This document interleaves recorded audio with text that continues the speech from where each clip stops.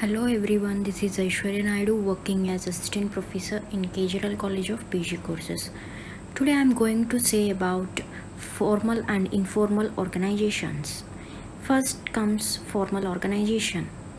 Formal organization means it is a system of well-defined jobs, and each of this formal organization is bearing a definite measure of authority, responsibility and accountability. Here the manager describes the organization relationships in a written and graphic manner. So the manager will describe the organization relationship in a written and graphic manner. He tells that participants to do certain things in a specified manner, to obey some orders from the design individuals and to work corporately with others. The main motto of this organization is to work cooperatively with others. Now comes to relations in formal structures. In that first one, job. Job is a group of positions of the same kind and level in an organization hierarchy. Here job is a group of positions, so it is the organizational hierarchy. Each position in turn is a group of tasks of the kind and level in an organizational hierarchy. So here there will be a group of tasks. According to that, we should keep in that organizational hierarchy.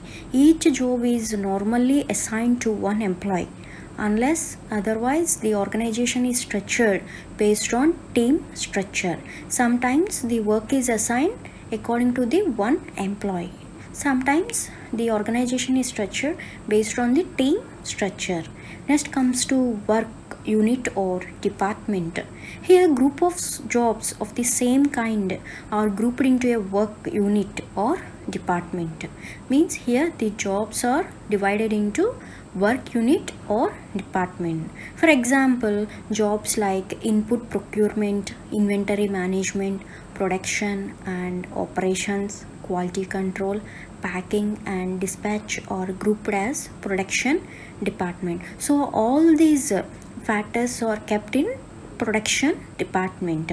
Employee is responsible to carry out these tasks associated with the job under the supervision of the head of the department or work unit. So all this responsibility should taken by the employee, and the job under the supervision of the head of the department or work unit. So head of the department is responsible for these tasks.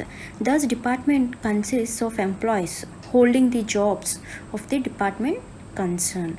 So every employee have to hold their jobs depending on the concerned department. Now comes to authority. Authority is the right to give orders and power to exact obedience. So authority means giving orders according to the exact obedience. It is the right to decide what should be done, or right to do it oneself, or to require someone else to do it that work. So they will decide whether it should do by oneself or someone else. And the authority has power to command or to exert action from others in the process of discharging the delegated responsibility. And this authority will have some power of command to exert action of that discharging the delegated responsibility. Now comes to responsibility. Here responsibility is one's obligation to perform the functions assigned to the best of one's ability in accordance with directions received. So responsibility means it is the function to perform whatever work they have assigned to the best of one's ability in accordance with that directions we have to receive that responsibility. And responsibility is derived from function, which is the origin of a relationship. So here responsibility is also divided by the function of the origin of relationship. And now comes to last one, accountability. So here in accountability means requirement of one's performance maybe it will be opposite phase of responsibility, in the sense that responsibility flows from downward, while accountability flows from bottom to the top. So here responsibility flows from downward, accountability flows from bottom to top for proper performance. Why this responsibility and accountability is flowing like this?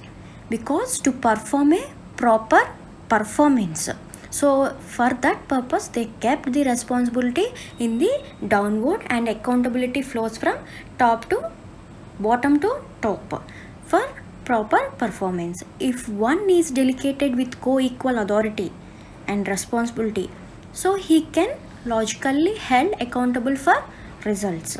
So one is delegated with co-equal authority and responsibility, so he can held accountable for results.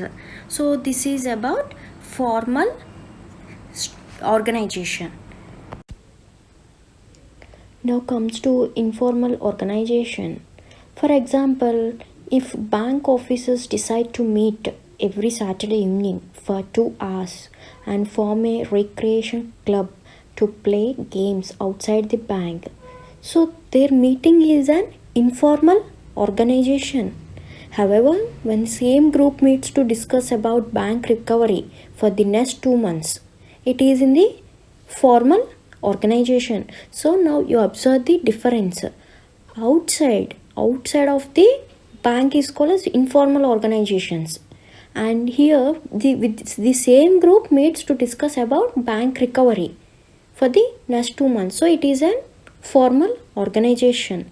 So here in informal organization is spontaneous, the formal organization, and it will result in a deliberate and planned effort to pattern activities and relationships in a specified way to facilitate the achievement of goals in a smooth manner.